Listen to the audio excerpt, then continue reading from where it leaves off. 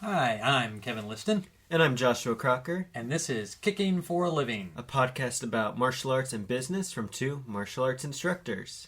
Awesome. Well, I'm really excited for this episode, even though it was I feel like it was last minute. I know we've been talking about this for a while, but I'm really excited about the things that might come up and what we might discuss in this episode. I'm really excited for it.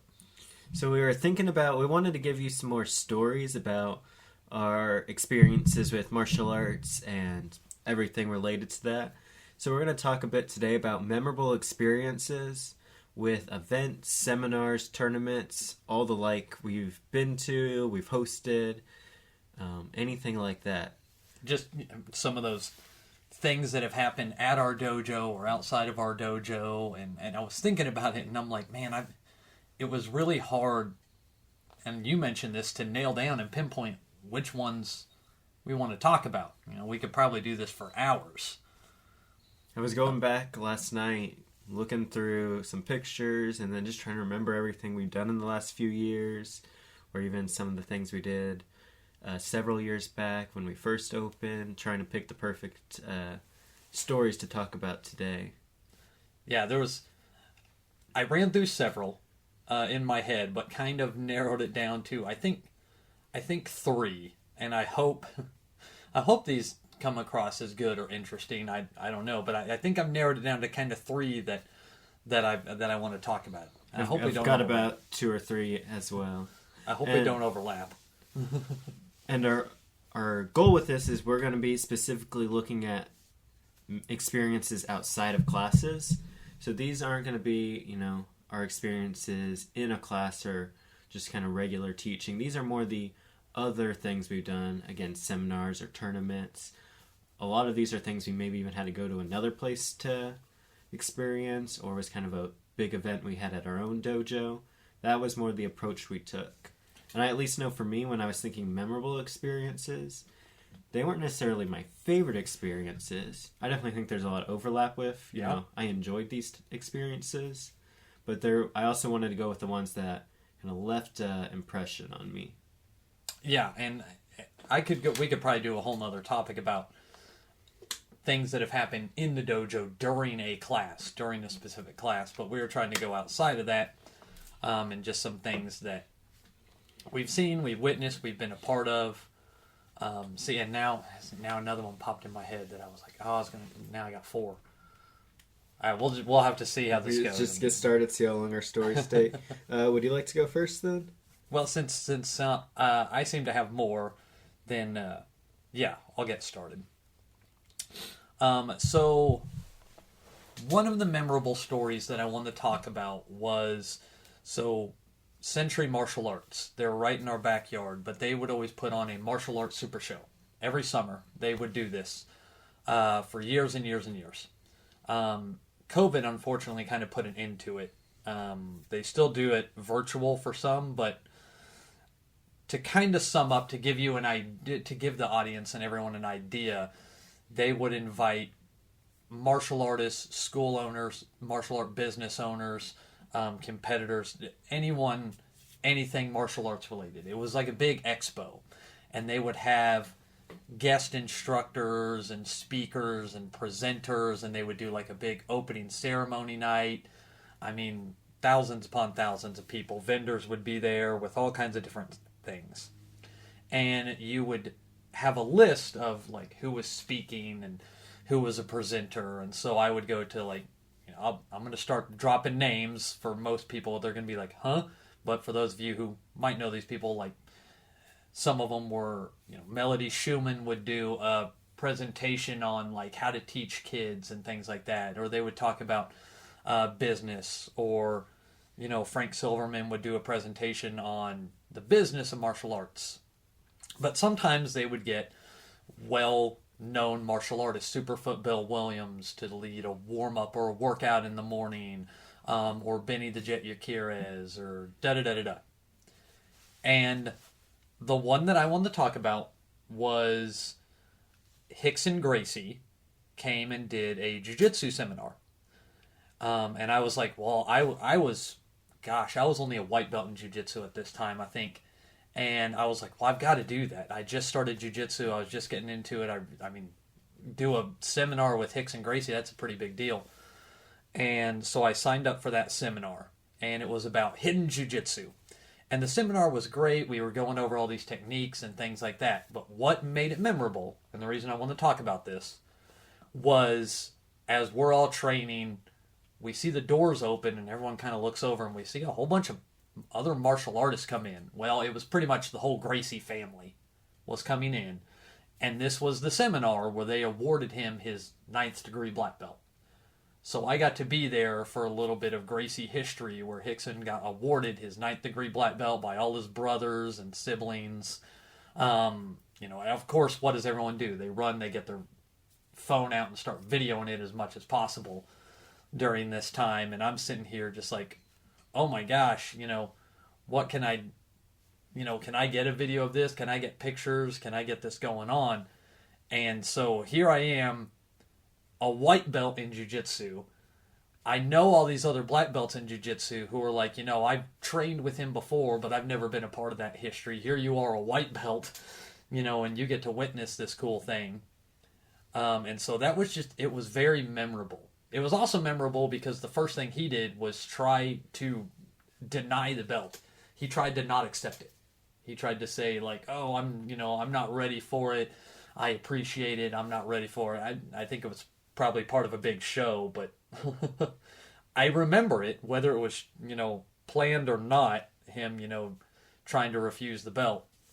Whether it was planned or not, I remember this. And I remember all the, you know, all these people I trained with essentially they weren't really jealous of me. They were, you know, jokingly jealous, but oh man, I can't believe you got to witness that. You got to see that. You've only been doing this for a little bit, and I've been doing this for 15 years, and I've never got to see that. So that was just, it was neat. It was cool to be a part of that. Sounds like, I mean, just get having that weekend to go and train in all these seminars and having all these martial artists in one place sounds like a great experience. And of course, that was, you know, a great story of getting to see this, you know, big promotion. Because I'm thinking here, the highest ranked black belt I've ever met. Would you know? Like or the most tenured martial artists that you've met is 9th. 9th, yeah. Okay, Robert Christensen, yeah, I have met a 9th degree black belt. The highest in our dojo is a Master 5th Dillard. degree, so definitely some up there. But yeah, whenever Master Dillard, yep. Whenever you get a chance to even just, you know, learn a little bit from those people is always a big deal because, you know, martial arts is something you made your life about. You teach it, that's your job. You get to find someone else who has been doing it even longer. It's always an honor to get to learn from those people.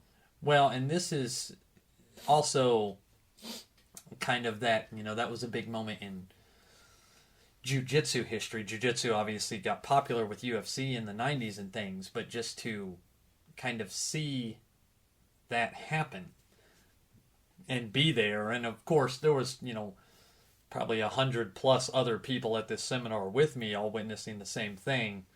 But it was just really, I think the reason it stuck out was, as I've said before, it was because I was such a low rank in jiu-jitsu. That part of the reason I was even at the Super Show was because of the being a business owner. It was because I owned my own school. It wasn't because of my, you know, ranks in jiu-jitsu or ranks in other martial arts. It's because I was a business owner. And so being able to take that side of it and apply it to my training, get to meet all these, you know, fantastic martial artists, but then witness one of them get promoted feet away from me, you know, and of course everyone got to come up and, you know, get a picture and shake his hand afterwards and things like that. I also remember, maybe this was a little selfish of me, but I'm gonna mention this, that everyone there paid to go to this seminar. Not only the cost of having to go to the Super Show, but there was an upcharge for this seminar because it was Hicks and Gracie. But then I'm like, man, this was really cool. This was really great. But, you know, that whole presentation took about 45 minutes of the 2-hour training. And so I'm like, I really only got an hour and 15 minutes of training time and drill time. It's fine. It really isn't a big deal because it was still so memorable. But I do remember that thought going through my head once the novelty kind of wore off of like, man, I got gypped. I got gypped on my training time. They came in and disrupted the training time to promote him. I say this in jest. It was still a really cool event. I'm not mad, but that's how people feel whenever they're in a class and they're like, I'm going to learn today, but then they realize I'm the teacher of that class today. And they're like, oh, I was hoping for Mr. Liston. I got Mr. Joshua. I don't think that's ever the case, but oh, it is. There are many instructors and many times when we can go off on a soapbox and start talking about things too much instead of, drilling. Mm-hmm. You need to tell them the move and what to look for, but drill time's important. And I did get a lot of drill time. He didn't spend a lot of time up on stage showing stuff until that happened. And I never found out if, it was all acted like it was a surprise. Like he acted like it was a surprise and he didn't know, and all the other Gracies came in. And gosh, there was 10 of them. I couldn't even tell you which ones it was that came in. And I have to think, Century Martial Arts, Master, I know they put it on. Did they know that was going to happen? Things that go through my head. Surely they had some indication that they would have known, like, okay, this is happening, but don't let, Hickson know. It's going to be a big surprise and things like that. I think they also did it because they wanted a crowd of people. The Martial Arts SuperShow attracts a lot of martial artists, so it's a good audience. But also because they knew where he was going to be, and so they could, show up. It was in Vegas. That's usually where the Super Show is held, just because of the venues. So I always wonder how much of that was an actual surprise and how much did they know and plan. Yeah. So that's kind of my first memorable experience. I want to start off with something, a little bit probably more grandiose, big, here meeting this, well-renowned, well-known martial artist and seeing this cool thing happen. So I want to kick it off strong.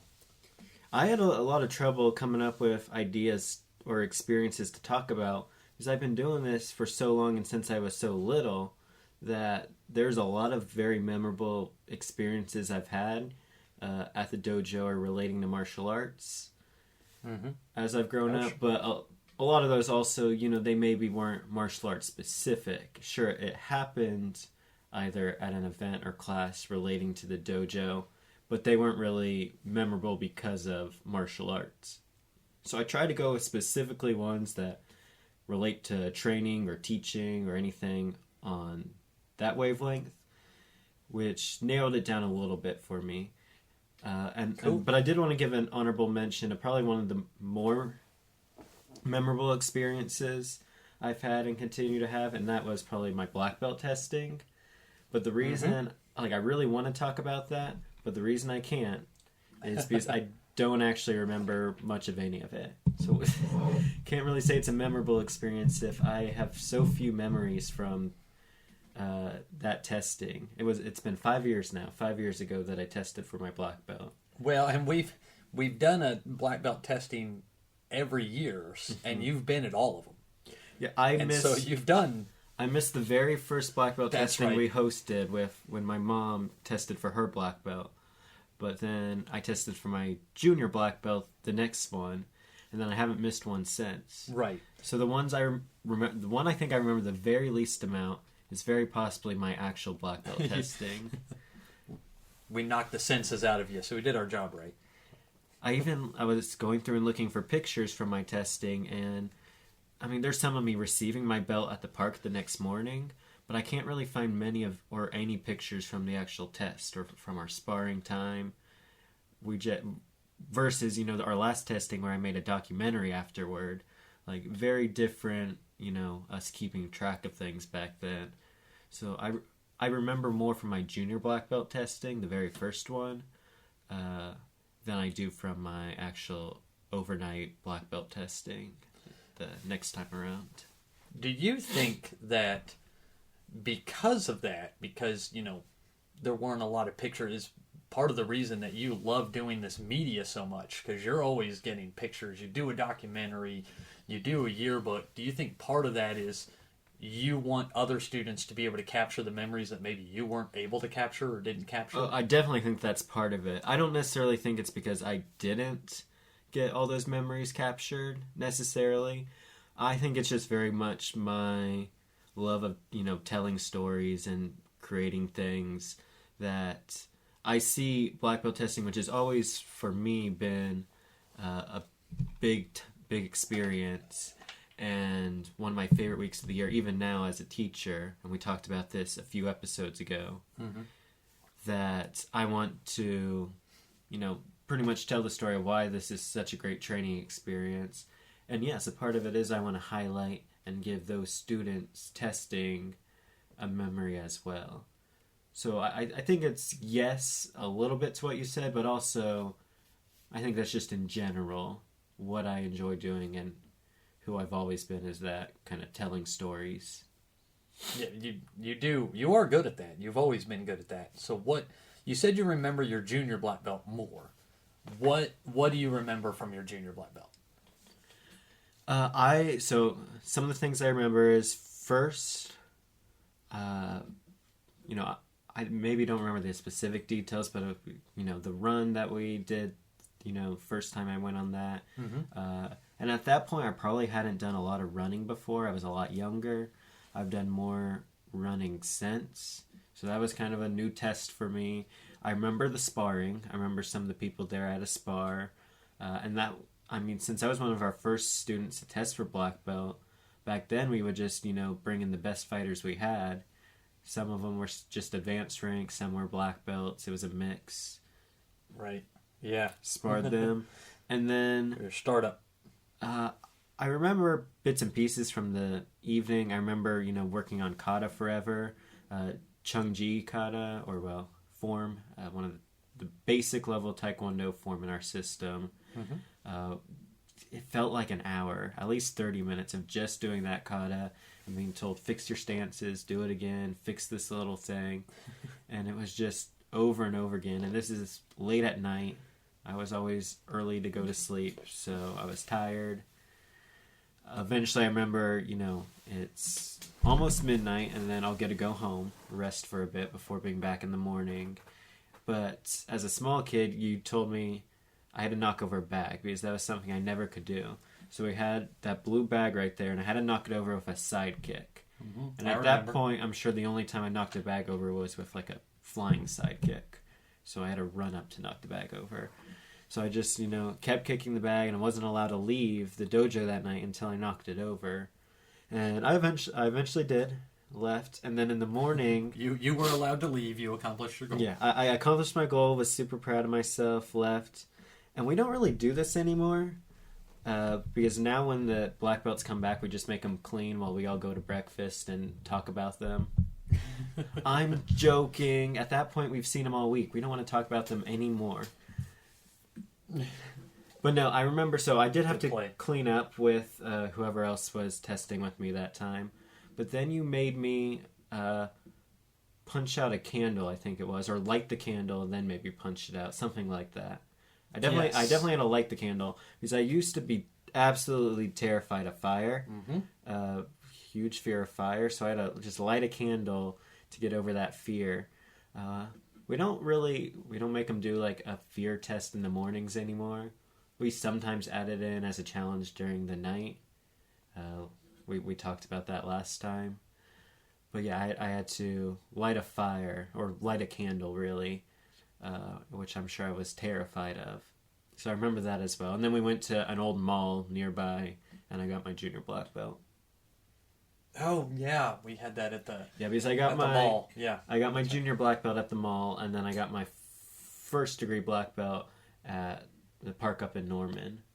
Right, because at that time our dojo wasn't big enough to have every person in there all at the same time, so we had to find those external locations. I'd love to go back to each of our black belt ceremonies and see where each of our black belts got their belt. Maybe make a map and be like, you got your black belt here, I got mine here, and just see all the different spots, because we've done belt ceremonies at many locations now.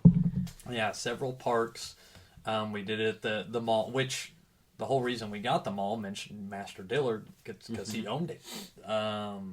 And we did it at that little shopping center. We did one at, or a couple at the library, and I know one of our black belts got library. His at the library. Is that Phil? Yeah, I think Phil got his black belt at the library. So yeah, we've been all over the place with belt ceremonies. Our last two were just at the dojo. Our first time doing a black belt ceremony at the dojo in forever. Yeah. My mom would have got hers at the high school. Yes, that's right. So all over the place. And Dan. So I'll go in, since we've been talking about it for a bit, definitely use black belt testing as my, first experience. But I also just want to follow up with some of our more recent ones. That we've had 3 black belt testings now since COVID. I remember a lot more from after COVID than before. Yeah, everyone does. And those have also been great experiences. And I think we've also really found kind of a good groove with our black belt testings, maybe. That we've really found what we want out of it and how we want to push the students. We've had a lot of younger students test the last couple of years too, either for their junior black belt or older teenagers testing. So it's also been very geared towards a younger crowd, about my age, which has been great as well. It hasn't really made much of a difference, but it's just noteworthy with some of the drills and the tests we put them through. Right, trying to make that a little more, whether junior black belt or black belt respectively, make it a little more personalized of an experience. And that's the thing about these events and being a business owner is, changing and adapting and growing over time with your students and everything like that. So, and I'm glad that you remember these testings, even though you say you remember your junior black belt more than your full black belt. But no, because a lot of all the testings after my junior black belt test and before COVID all kind of just are mashed into one in my head. I remember pieces of each of them, but I don't remember any specifically. So I don't remember which one was mine and which isn't. I just remember being there for most of them. And I have more defined memories in the last few years. I do remember the bag. I do remember very specifically that we said, you have to knock this bag over. You can't leave until you do. And we held true to that, and you did get it down. You eventually got that bag. Of course, now looking back at it, kicking over a bag easy is not a big deal. But again, I was 12 back then, very small. And even now, I think I was 12, yeah. 12 or 13? I don't know. I think I was 12, and our new rule is, I think you have to be at least 13. And just the way our, program is set up, you're going to be at least 13 before you get there. Right. And similarly, I got my my first degree black belt when I was 14. We've now upped that to 16 years old for first degree, which I think is definitely good. And I won't say I'm upset I got my black belt when I did, because it's given me the last few years to really grow into it. But I do see I think 16 is a good age, because what I've seen from the last few testings is there's a difference in those students who get their junior black belt, middle school, early high school age versus a couple years later. They're able to, I think, appreciate some of the challenges a bit more. Right. One of our black belts, actually, he went back to back. He was 15, tested for his junior black belt. Next year was 16 and went for his first degree. Right. And you could even see the difference in him in that year, of those tests and challenging him in different ways. Yeah, I remember that. And I remember, because I came from a school that there was no age. And so, black belt was black belt. And it was like, man, I don't know. There was definitely some growing in there. So I'm glad that and of course, change and develop and grow as we go. But for even you to remember those experiences and kind of admit, like, I'm not upset, but I can see the reasoning for it. That's a big deal. Yeah. That's really huge. Well, awesome, man. All right, That's yeah. cool. I could keep talking about those experiences for a while, but I want to hear another one from you. Yeah, we got lots of black belt experiences. So this one is, you weren't there for this one, but you will remember the event. Recently, we did an event called Stealth Ops. Okay, yes. And it was, we went out on some land. One of our instructors, their in-laws, parents have a farmland, a lot of open land out there. We live in Oklahoma, so that's a thing. And we had a big event where the kids would come out and they could wear like, a ninja outfit. Most of them, knowing it was going to be out in the country, wore like camouflage. And it was all about stealth and being sneaky. And it was games, and it was for kids and adults. Some adults did join. But it was, go hide out in the field or hide there. Maybe it was a little bit of hide and seek, see how stealthy you could be. A little bit of like maybe like kind of tag, or we themed it like go out and, be the ninja and try to find these people. But we sectioned off the land, like we got some tape and we sectioned off kind of the area, said you have to stay within this area. There was, some hay barrels out there, and there was like old like truck or like a like trailer that they would, pull their cattle or horses around in. There was some farming equipment and things like that. And they had permission. They said you can hide around it, under it, on it, don't climb into anything that would be dangerous or anything like that. How long did that last? For the most part, they actually did. Okay, good. For the most part, they actually did. No one went underneath the tractor blades or anything like that. But we were playing, it was hide and seek. We're going out, and we found everyone but one student. We could not find this one student. We're like, man, they were a smaller student. They, I will admit, are very sneaky. They are very good at hiding. And when I say it, it's going to sound really bad, and then I'm going to have to explain more. But eventually, we found them hiding inside of the wood chipper. And I know it sounds awful. And everybody, when we found them, all the adults, all just facepalm, and we go, oh my gosh, what is this kid doing?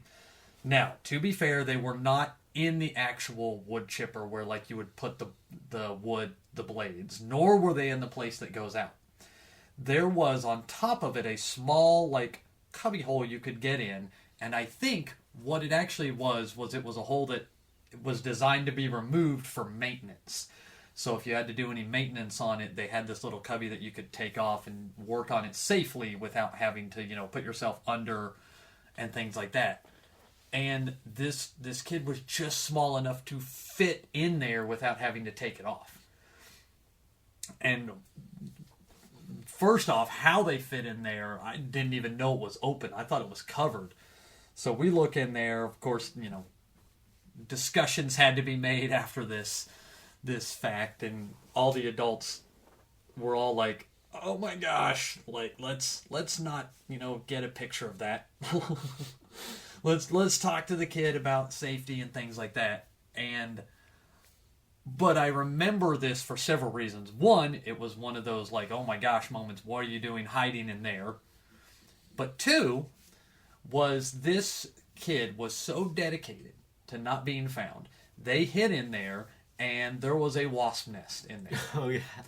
And they didn't notice it when they climbed in, but as they were like sitting there, they looked and they saw a wasp, and they kind of moved their eyes, and they saw the wasp nest, and there's wasps just hanging out on the wasp nest, flying around their head, and they were so still because they said, if I freak out about the wasp, I'm gonna get caught.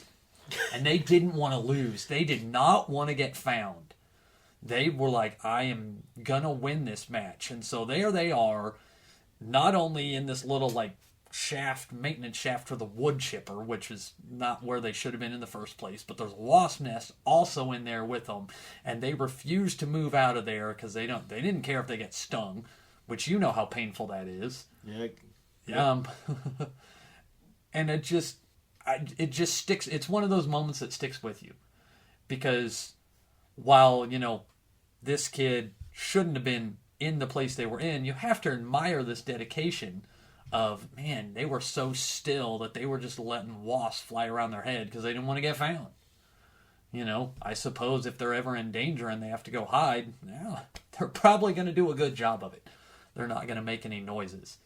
So that was definitely a memorable experience. And I think all of us there, the kids thought it was awesome. The adults were like, when they were fine, no injury, they didn't get stung, all with a sigh of relief. The kid's mom was there, and even at the end, she chuckled and was like, of course it would be my kid that would do that. I won't drop any names. I'm not trying to get anyone in trouble. That's already been done and over with, but I definitely remember that because we had a thing where we had whistles, and we said if we blow the whistle, game's over. If you're not found, you won. And so we had to blow the whistle because we just could not find them. Pretty crazy story. And I know a lot of the students, the kids, said they had absolute blast at that event this year. A lot of their favorite event this year was the Stealth Ops. The Stealth Ops, yeah. And this was a recent story. So. And I'm glad you went recent with yours because my next experience is even more recent. Is we hosted our very first tournament just a couple months ago at our dojo. And I want to talk about this one because leading up to the tournament, I was in charge of pretty much everything about getting it ready to go, getting the medals, setting up the events, all the logistics. So I spent several weeks, just getting ready. And I was very excited because it's not that I love tournaments. I get called a competitive person quite a bit. And while true, I think it's maybe sometimes a bit overblown. But I was definitely looking forward to it. I'm in charge of our competition team, so I was getting them ready. I was ready for it. And again, kind of like what I was saying earlier, I just like these big events where you get a chance to kind of show off. We get these pictures and videos, and it's just kind of this big deal, this big story. I look forward to those events, and I wanted to make sure this one was great for our first tournament. And it went very well, starting in the morning with our little kids group. I remember watching them at that very first event. It was an obstacle course, and watching them cheer for each other and get super excited, and some of the black belts and high ranks going out there too, and with handicaps and competing against the kids. It was a lot of fun. They all had very good attitudes, seeing them, have a great start to the morning. Then we get to the next group. Again, they do very well, just going really good. Get to see some of the work that even these young and new students put in on either katas. There was a couple who even created their own kata, which was great. We had all these other events. There's one thing with this tournament I wanted to do was have a wide array of events. So we had 12 different events to choose from because I didn't want it to be, a tournament just for the high ranks. I wanted if there was a new white or yellow belt that they could, do this kicking event, or they could see how far they can punch a bag, or there was, the plank endurance, see how long you can hold a plank. And getting into later in the day, we had 2 students hold a plank for 12 minutes, refusing to lose. And would you believe one is from the story Mr. Liston told earlier?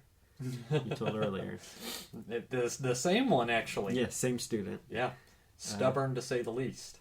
But no, I was very proud of watching them. I cannot hold a plank, even 4 minutes. It hurts my back. But watching them was incredible. I was very proud of them. And overall, just, a lot of fun. And seeing all the, work that put in, the excitement, the encouragement on the side. And with definitely some things to tweak in future years. It's been one of my favorite events we've ever done. And I hope it's one we can continue, kind of like we said with black belt testings, perfect over time. And really, have a good run with it. Oh, and, sorry, go ahead. Oh, I was just going to say that, it's, because I know you've been to a lot of tournaments, but it is one thing to be a competitor in a tournament versus run one. And run one successfully. Like a lot of tournaments are very hard to manage, and so kudos to you. I barely remember even any of the performing I did. I was in so much running it mode that Right. I've already have ideas for how to maybe make it better for us black belts next year. The only thing I really remember about my performance is getting upset at, losing kata and blaming everyone for rigging it against me, which I stand by. I think it was agree rigged. with you. And totally messing up my bunkai, and it was all my fault. But then you mentioned, it's very hard to run a tournament, and towards the end, we were definitely having some difficulties with, the planning. Maybe our timing was a bit off, and I was definitely getting frustrated at that. But, once I had a chance to actually sit down and eat dinner, the first time I had sat down and ate a meal that day, I felt better, and I could see how great an experience it was. And I'm not sure I've got a chance to do this yet, but I'm also thankful for all the black belts who had high praise for the event and high praise for me. I know he listens to this, so I know Phil was one of the first people to make sure I got a shout out before we left that day. So wanted to say thank you to him as well, because it means a lot to host such a big event, our first tournament at our school, and it to go so well, and to see, the absolute great time all the students had. And I said Stealth Ops was one of the most popular events we had.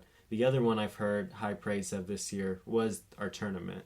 So I know it was also a very well appreciated, well liked event.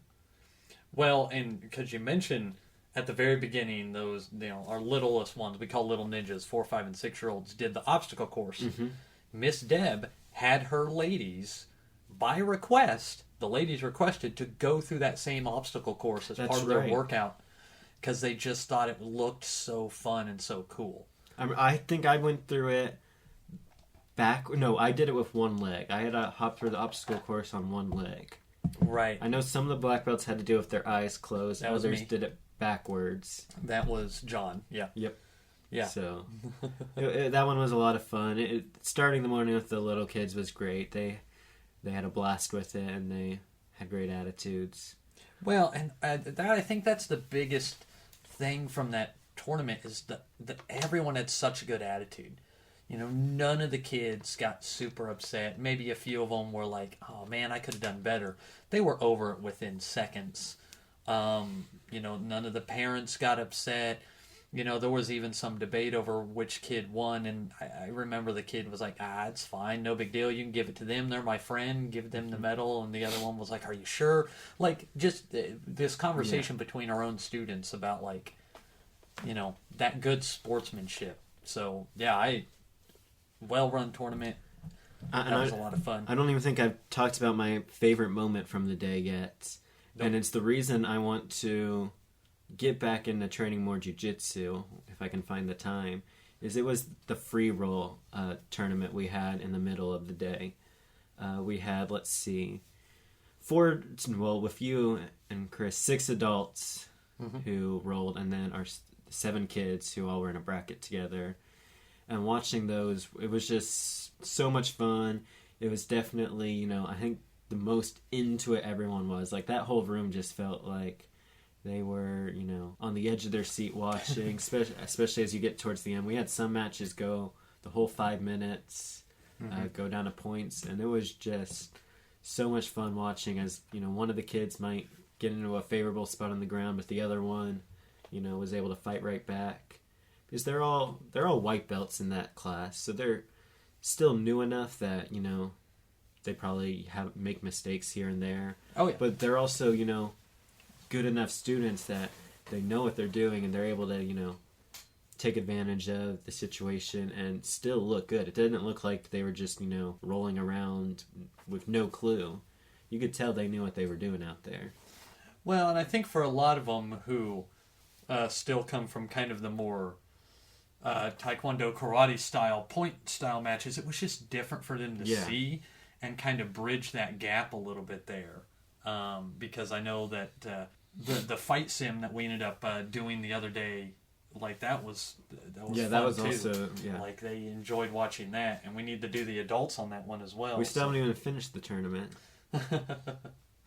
And we had adults that we were running out of time, and then some were like Phil was going out of town, he didn't want to do it, and things like that. And At that point, we were so busy running the tournament. If we had put gear on to fight, I don't think we would have given our best. We were all hungry. We hadn't eaten since that morning, and we were coming into the. I mean, that's just the way it goes. It would not have been a good performance. So no, I'll look forward to that as well when we get around to that.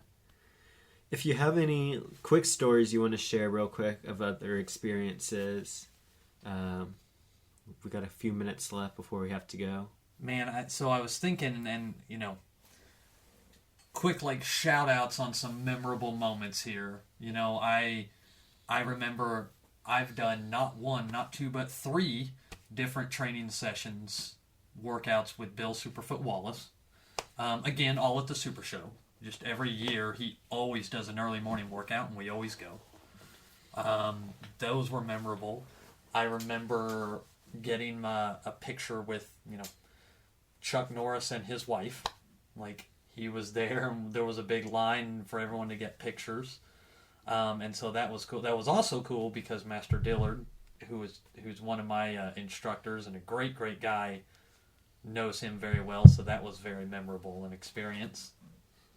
I remember, this is not necessarily an event, but I remember opening our school. I remember being there late at night, putting the mats down, putting all the tape down, getting everything ready for classes, because we were so determined to be open that Monday that we, stayed up late Sunday night to get all the mats down. So Monday we're all dead tired, but we still taught classes our first day.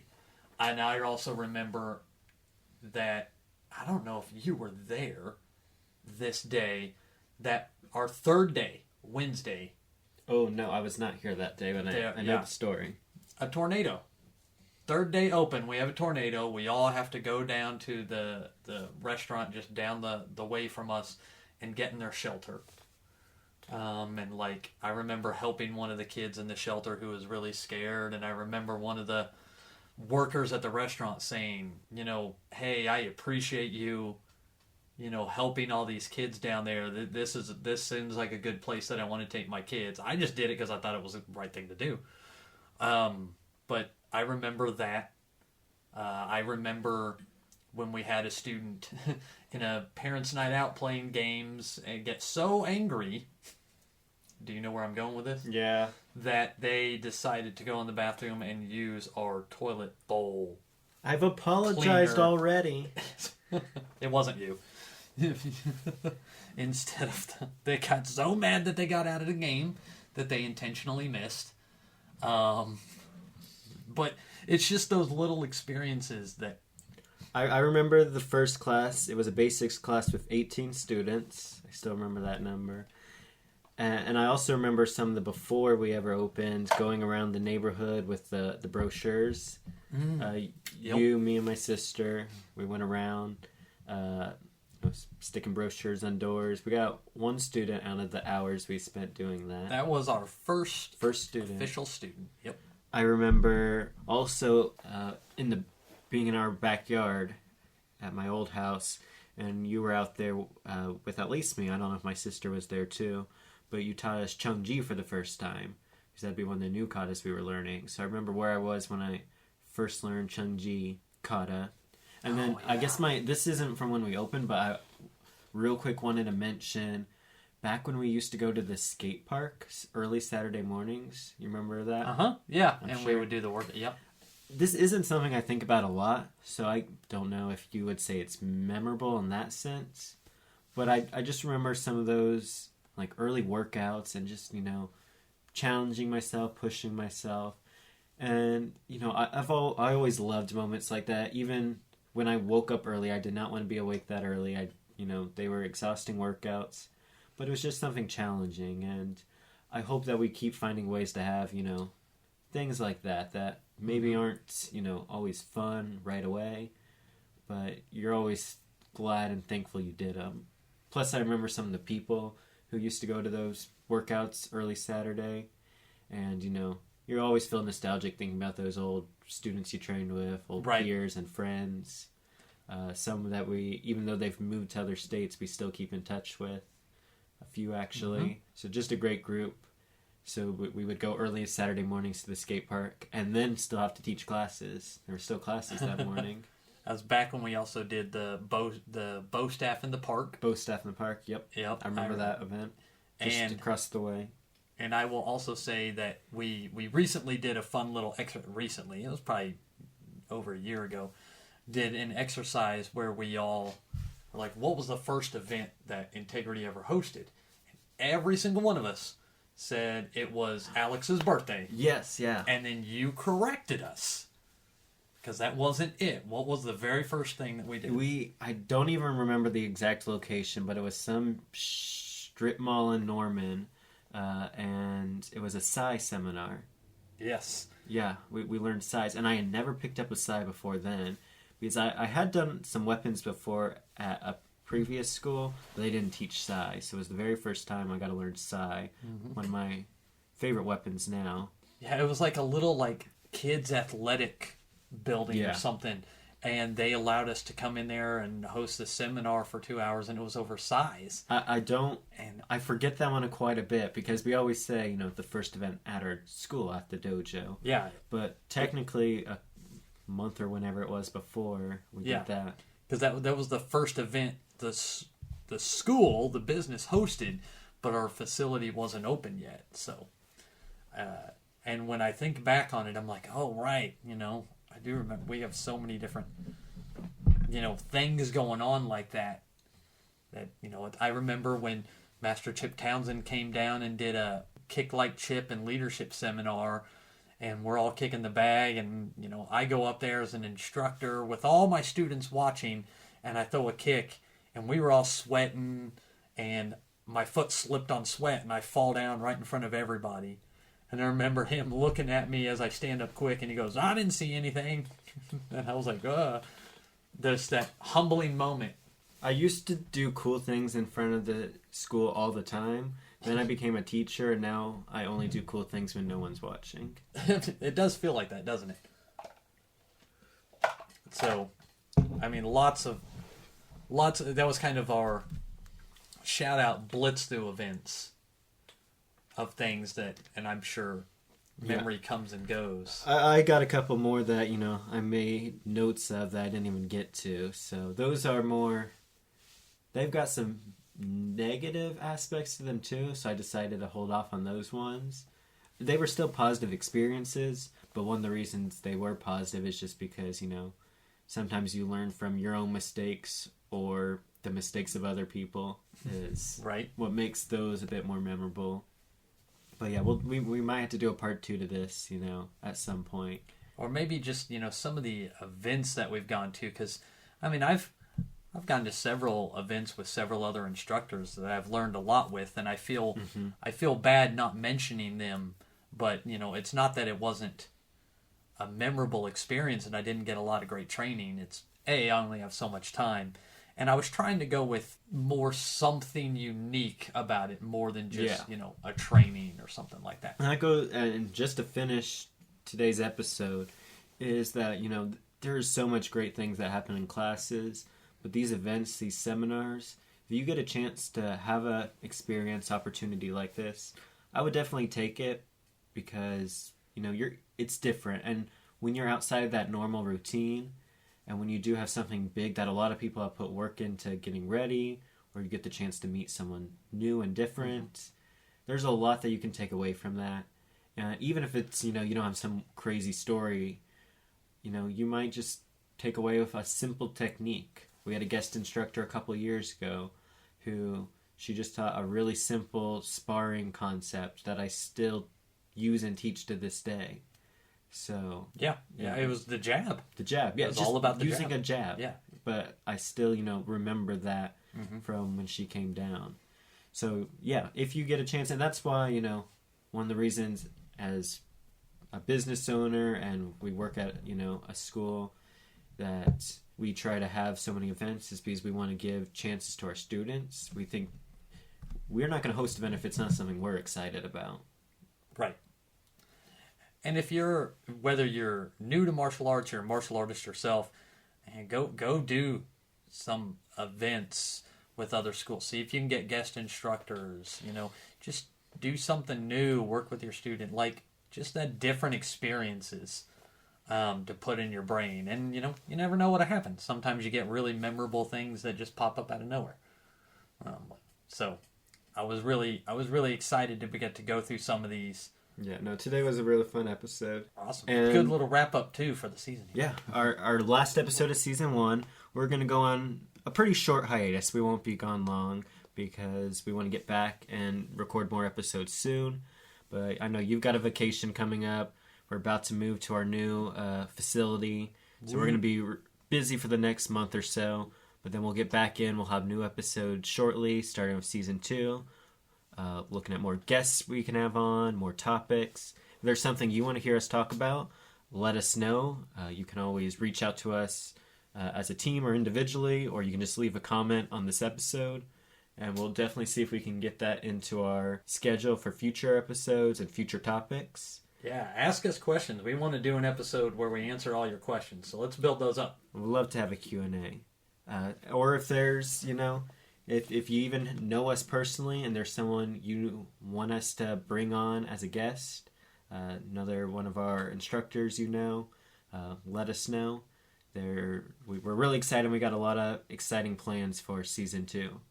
But for now, keep kicking For a living.